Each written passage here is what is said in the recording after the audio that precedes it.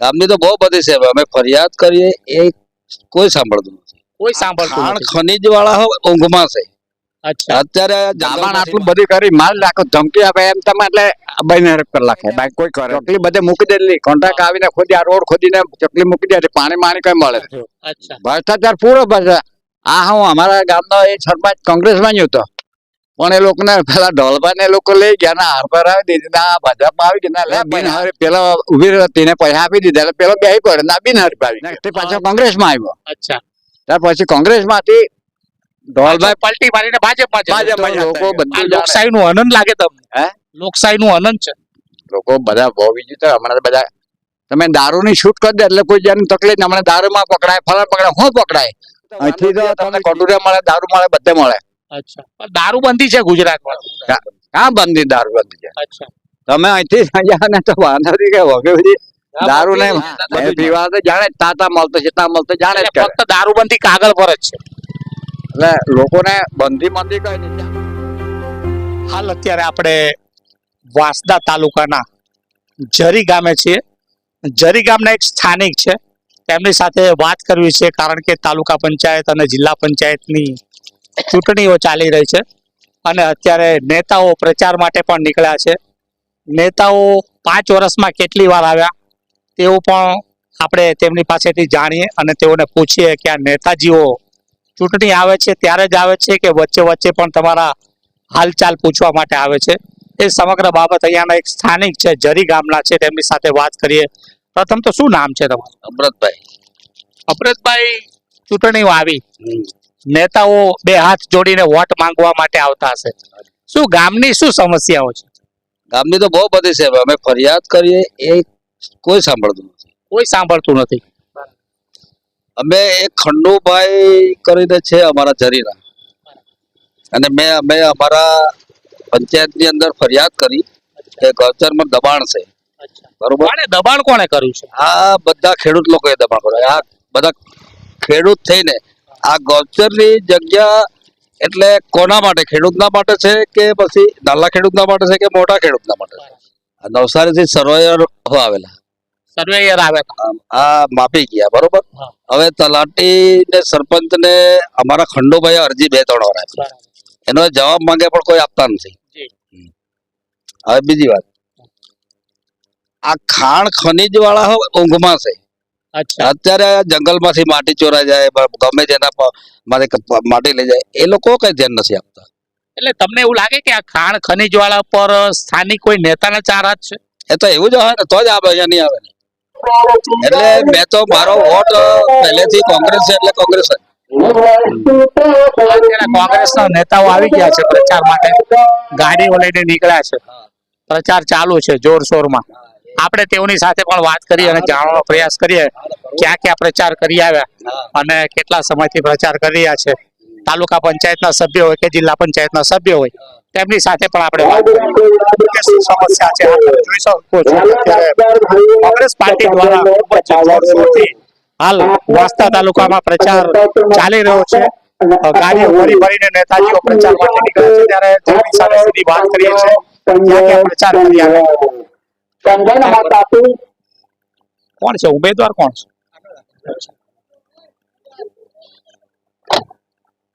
3-4 eco ભરીને પ્રચાર માટે નીકળ્યા છે. સીધી તેમની સાથે વાત કરીએ અને જાણવાનો પ્રયાસ કરીએ છીએ. ઉમેદવાર ક્યાં છે? અચ્છા અચ્છા, કોણ છે ઉમેદવાર? આ રહ્યા ઉમેદવાર.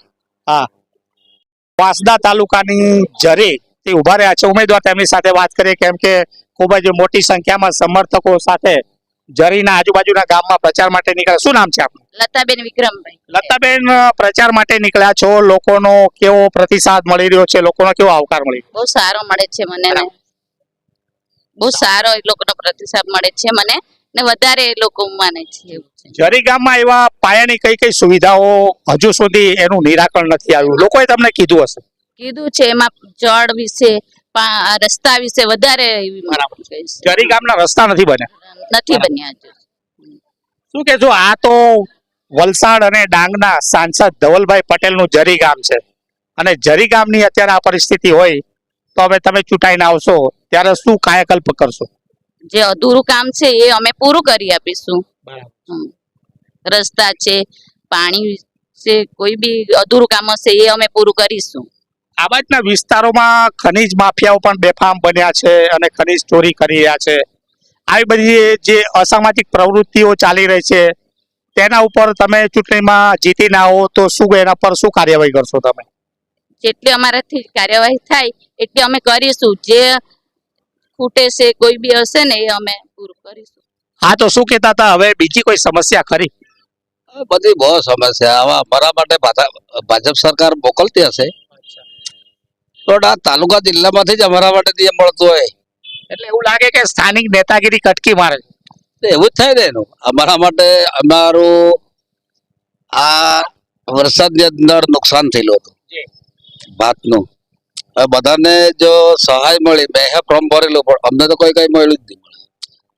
હવે બીજી વાત, હવે તાલુકામાં આજે અમે અમારો એ જાતિને દાખલાની પાછળ અમે 2 મહિના કાઢ્યા. માંડ એ દાખલો અમે મેળવ્યો. એ તો અમારા માટે જાતિના દાખલા જેવા જ નહીં મળતા હોય તો અમારા માટે શું કહેવાય. હાલ તો આ કોંગ્રેસનો ગઢ ગણાય છે વાંસદા તાલુકો, પરંતુ અત્યારે આદિવાસી દિવસ ગયો થોડા સમય પહેલા. વિશ્વ આદિવાસી દિવસની ઉજવણી ખૂબ જ જોરશોરથી ભાજપ દ્વારા પણ કરવામાં આવ્યું અને ધવલ પટેલ પણ આવ્યા હતા અને તેઓએ પણ શક્તિ પ્રદર્શન કર્યું. શું લાગે છે કે વાંસદા તાલુકામાં ભાજપ ગાબડું પાડવાની ઈચ્છા ધરાવે છે કે શું? તમને શું લાગે છે? સ્થાનિક અહીંયાના તમે રહેવાસી છો એટલે. મારું મતદાન જ્યારથી આવ્યું ત્યારથી અમે તો કોંગ્રેસના જ છે. બરોબર. અને મરહો ત્યાં સુધી અમે કોંગ્રેસ જ રહેવાના. હવે ભાજપ સરકાર મોટાના માટે છે પણ અમારા ગરીબના માટે તો છે જ નથી. એવું લાગે છે તમને? એવું લાગે તો જ નહીં. સરકાર તો એમ કે છે કે સૌનો સાથ, સૌનો વિકાસ. એ તો સૌનો સાથ તો તમે દિલ્હીમાં બોલતા પણ આ તાલુકામાં નથી આવતો. તો સૌનો સાથ, સૌનો સહકાર, સૌનો વિકાસ. વિકાસ પણ અમારા સુધી વિકાસ જ નથી મળતો. એટલે વિકાસ નથી પહોંચ્યો તમને? અરે અમને કામ પહોંચ્યો છે. હવે ગામમાં કઈ સુવિધા નથી મળતી તમને? આ અમારે સરકાર તો એમ કીધું કે શૌચાલય આપ્યા, આવાસ આપ્યા, નળ સે જલ આવ્યું. અરે અમારે તો શૌચાલય બનાવ્યા. આ એક ઘરમાં 2 પાસ થઈ ગયા. એક ઘરમાં 2 શૌચાલય. હવે એ અમારા નાના ખેડૂતના માટે નહીં મળે કે મોટાના માટે છે, એ અમારો પ્રશ્ન છે. અચ્છા, એ પ્રશ્ન છે. બરાબર. નળમાં પાણી આવે? અરે કા નળમાં પાણી આવે? આ કોન્ટ્રાક્ટ લોકોને એવું કામ આપી દીધેલું કે આંગળી જેટલા પાઇપ નાખ્યા અને એ જો હમણાં જો સિલ્ટેક્સ ટાંકી મૂકેલી અત્યારે હાલની તારીખમાં તમે આ પુરવઠા વાળાને બતાવો, જ્યાં બોર સિલ્ટેક્સ ટાંકી મૂકેલી ત્યાં નર્સરીનું ચાલે. આ સરકારે નર્સરી માટે આપેલું છે કે લોકોના ઘરના માટે આપેલું છે?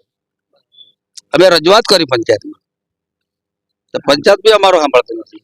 એટલે ધવલ પટેલ જે જરી નાખે છે, શું લાગે છે જરીમાં વિકાસ કેવો? જન્મ કાં છે તો અમને ખબર જ નહીં. ધવલ પટેલ અહીંયા ઉભા રહ્યા ત્યારથી અમે જાણ્યું કે આ ધવલ પટેલ છે.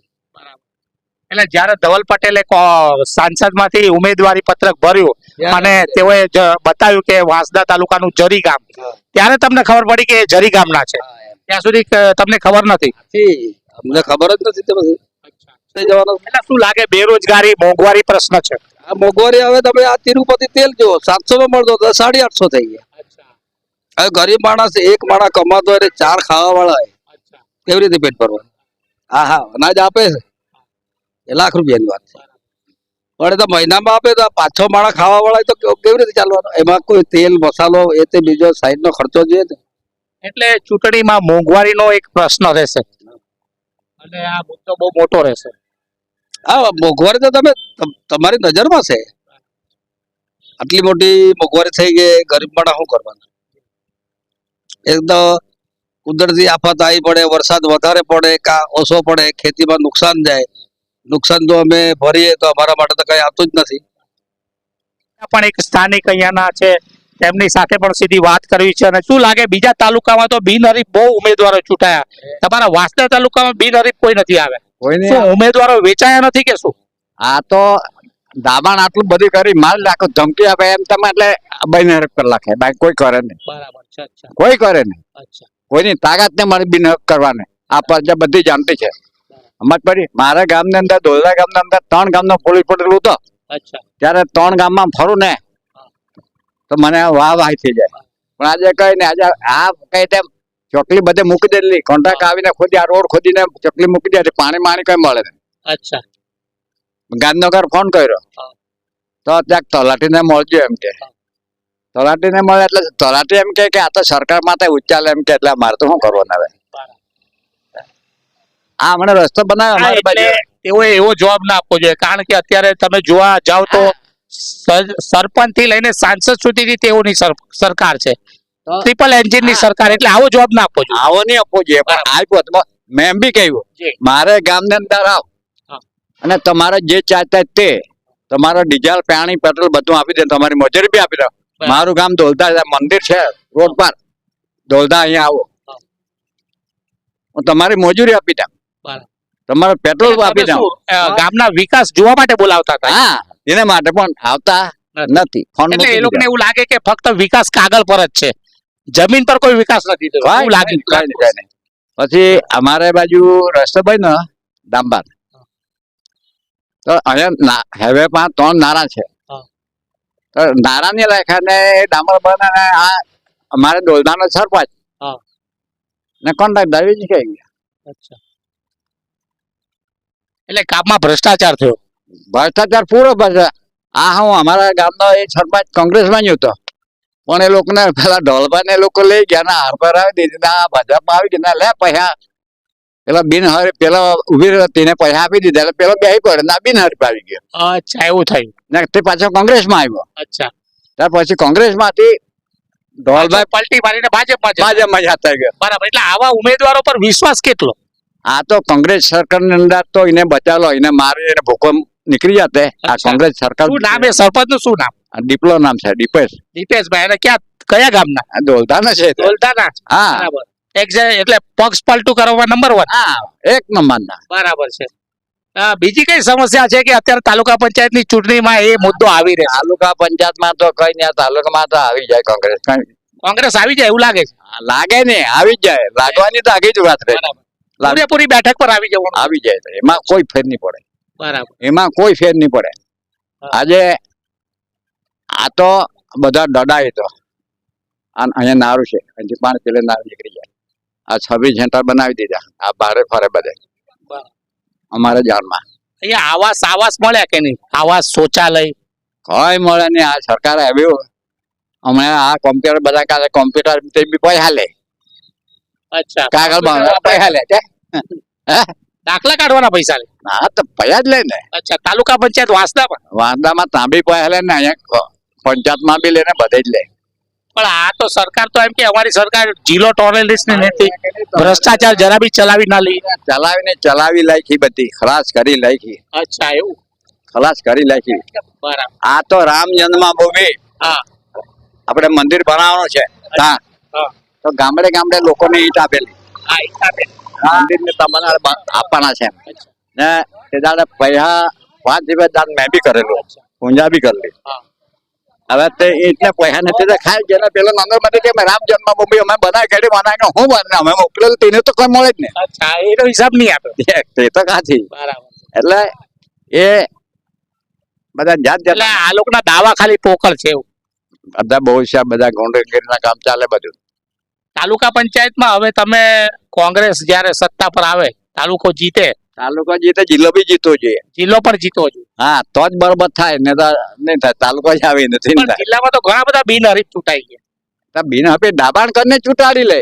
અચ્છા, દાબાણ કરીને જીતાડે. આ હું ડાંગમાં જો ને પત્રકાર પેલા પોલીસ લેજે, હું પોલીસ લો આવે. આ દાબાણ કરીને ખેંચી લેવાય.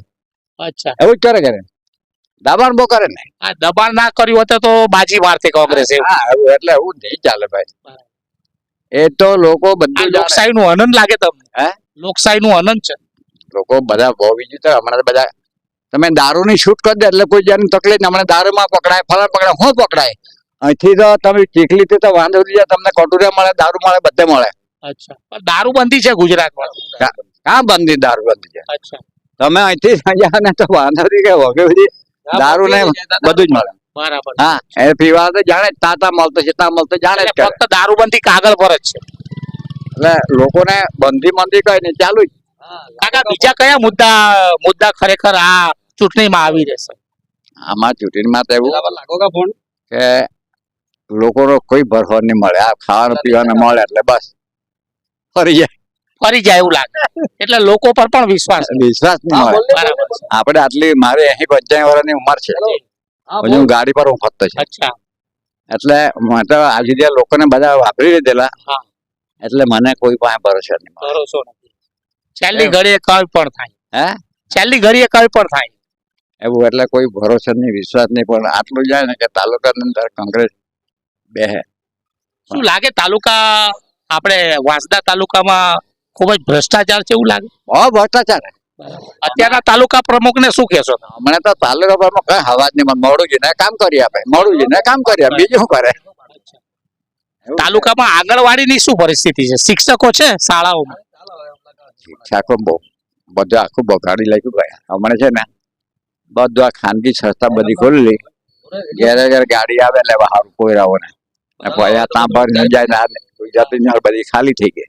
હવે આ પશુપાલકો જે છે, જે દૂધના વ્યવસાય સાથે જોડાયેલા છે, એને લઈને કેવું છે? પશુપાલનો ખરેખર ભાવ મળે છે? બેઠા બેઠા જો આની વાત કરું, હું ડેરીમાં કમિટી સભ્ય.